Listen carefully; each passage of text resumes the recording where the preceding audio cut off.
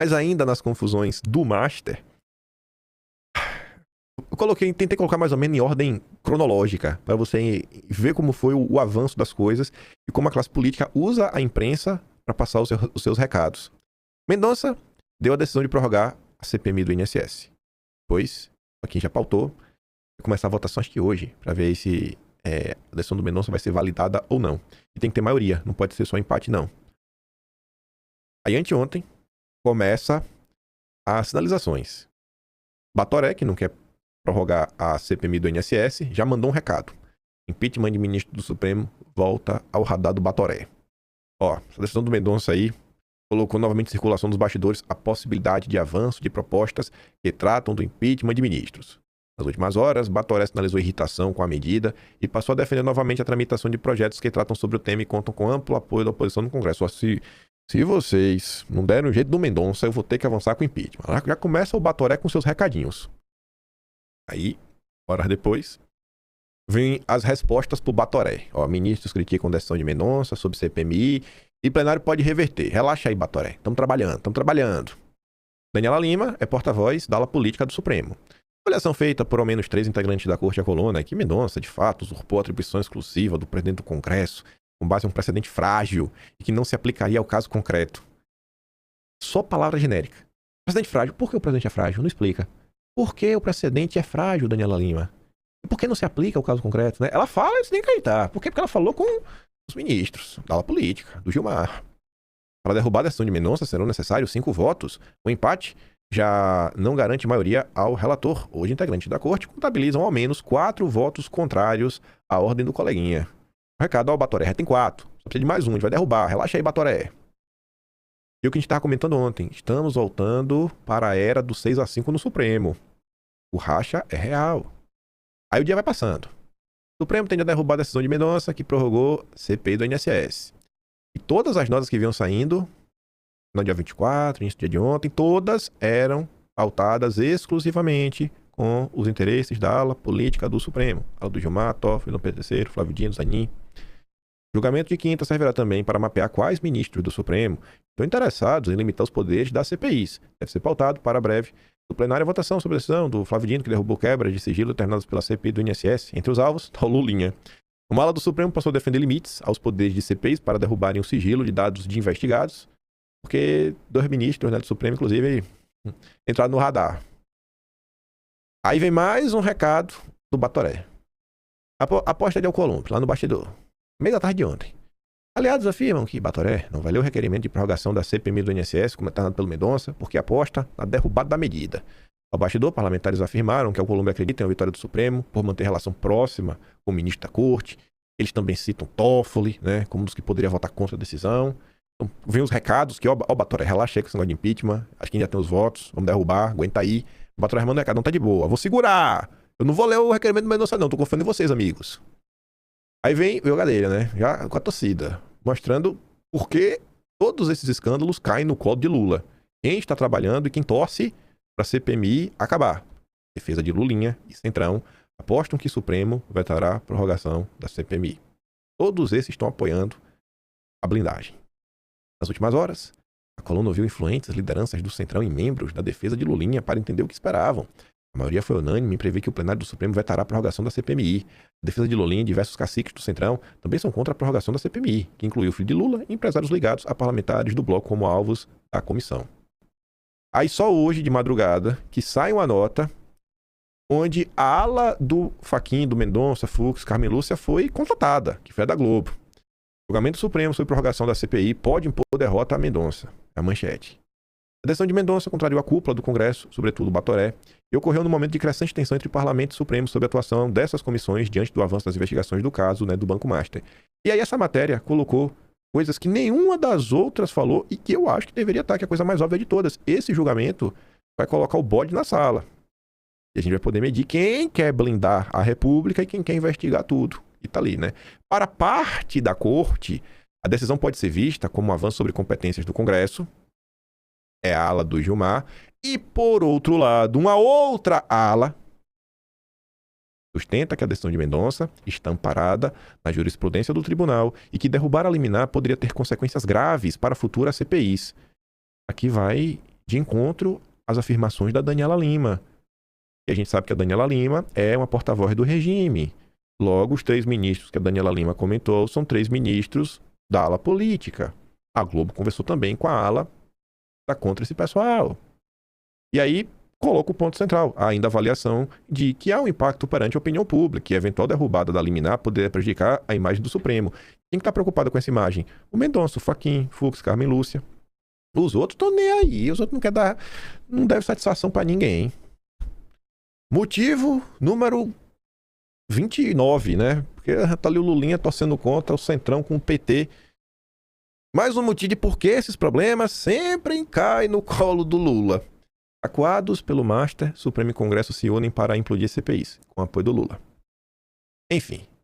Mendonça começa a analisar hoje, né? A liminar, que autoriza a aprovação da CPI. Pelo prazo original, ela deveria terminar no sábado, dia 28, mas seus integrantes aprovaram a extensão dos trabalhos. Pela regra do Congresso, deveria ser suficiente para ela durar um pouco mais. Só que, para ter esse efeito, o requerimento tem de ser lido pelo Batoré numa sessão conjunta do Congresso, e sem esse rito, a CPI acaba. Em sua decisão, o Mendonça deu 48 horas para o Alcolumbre ler o requerimento e deixar a comissão prosseguir. O Batoré ignorou solenemente. Aí eu pergunto para vocês, gente, cadê aquele papo que decisão judicial se cumpre? O Batoré rasgou a decisão do Mendonça. O Batoré rasgou a decisão do Mendonça. Está muito convicto que seus aliados no Supremo vão derrubar. Apesar do escândalo das aposentadorias já ter produzido diversas vítimas em Brasília e atingido até o Lula ao expor as relações de Lulinha com o esquema, a razão por que esse julgamento vem mobilizando o sistema político não é propriamente o INSS, e sim o caso do Banco Master. Se a CPI do INSS acabar agora, os parlamentares não poderão mais consultar os arquivos do Paquito. Umas mensagens que ele escreveu no bloco de notas a um destinatário ainda desconhecido, perguntando se era próximo do juiz que decretou sua primeira prisão. Os documentos foram enviados para a PF, exclui fotos e vídeos íntimos. Mas se a CPI for prorrogada, pelo menos parte terá de ser devolvida. O destinatário vai voltar. Não deu tempo ainda de fazer essa remoção, limpar o material. Além disso, se for obrigado a realizar uma sessão conjunta do Congresso, o Batoré terá de ler um dos pedidos para a instalação da CPI no Master que obtiverem o mínimo de assinaturas e esperam na fila pelo menos 4 meses. A regra expressa no regimento é tão clara que nem... Eu acertar aqui esse texto que ficou. A regra expressa no regimento é tão clara que nem o ousado Alcolumbre conseguiu achar uma forma digna de driblá-la. Texto alternativa indigna. Marcar apenas sessões semipresenciais para não ter de reunir o Congresso por causa do Master. O Senado já está na 3ª semana sem sessão presencial. Nos bastidores, Batoré faz piada e diz que, se pudesse, decretava recesso branco até depois das eleições de outubro. As razões por que ele quer evitar a CPI do Master são as mesmas de alguns ministros do Supremo, além de boa parte do Centrão e de monarcas do petismo e do bolsonarismo, bloquear mais uma frente de investigações sobre a natureza e a extensão de suas relações com o ecossistema do Paquito. Como nunca admitirão isso em público, esses atores vêm repetindo que CPIs não servem para nada, além de dar palco a ações espetaculosas. Como todo fórum político, as comissões muitas vezes servem de palanque. Mas isso não é novo, nem valida sua utilidade como instrumento de fiscalização pelos representantes do povo. Tal aspecto tampouco impediu o Supremo de confirmar por 10 votos a 1 a liminar de Barroso, mandando o Pacheco instalar a CPI do circo em 2021. No entanto, desde que a CPI do INSS e a do crime organizado começaram a avançar sobre o Banco Master, são recorrentes as tentativas de esvaziá-las. A CPMI do INSS, Flávio Dino derrubou a quebra de sigilo em bloco que atingiu o filho de Lula, contrariando decisões do Supremo que validaram o mesmo expediente na CPI do circo e na do 8 de janeiro. Na do crime organizado, já são 9 os recursos contra decisões, como a de Gilmar Mendes, que ressuscitou um processo arquivado, foi contra o Brasil Paralelo, para impedir a quebra de sigilo da empresa do Toffoli. Mesmo sepultando a CPI do INSS, desfecho mais provável, o Supremo logo estará chamado a decidir sobre o CPI do Master. Vamos chegar lá. Nos últimos 20 anos, a Corte vem ordenando a imediata instalação de todas as comissões que atendam ao regimento. Será triste, mas não surpreendente, se, em nome da própria blindagem, ministros que fazem tanta questão de se vender à sociedade como salvadores da democracia dispuserem a sufocar um instrumento fundamental para o equilíbrio de forças no jogo democrático. Motivo número 30, por que todas essas bombas caem no colo do Lula. A nova tática do governo Lula para enterrar a CPMI do INSS. Caso o Supremo não derrube, o governo Lula está trabalhando através... Número 30... Por que todas essas bombas caem no colo do Lula? A nova tática do governo Lula para enterrar a CPMI do INSS. Caso o Supremo não derrube, o governo Lula está trabalhando através de um documento assinado pelo Paulo Pimenta e pelo Randolfo Rodrigues para que essa CPI seja prorrogada por apenas 15 dias. Se o Supremo não conseguir, Lula e seus aliados vão tentar limitar o tempo que ela pode ficar aberta. Esse Lula, viu? Esse Lula é um cara estranho. E o que a Malu Gaspar disse sobre... Em breve eles vão precisar decidir mais uma vez sobre a CPI do Master. É porque senadores resolveram acionar o Supremo de novo por instalação da CPI do Banco Master. O mandato de segurança foi apresentado após o André Mendonça dar decisão favorável sobre a prorrogação da CPMI do INSS. Então eu falei, e aí? Vamos tentar destravar, né? A CPI do Banco Master.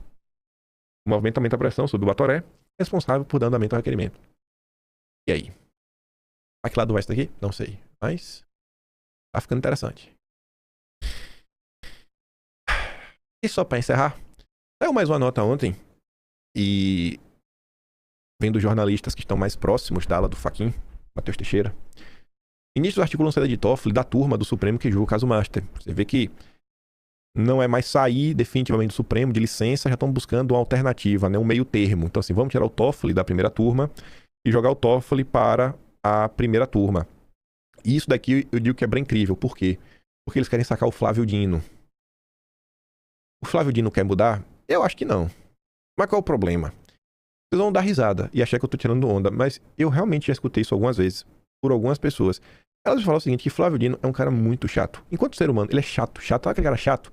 Que gosta de ficar dando aulinha, professorzinho? Porque ele é juiz, né? Ele estudou direito, ele passou em concurso. Não acho que ele é um cara burro.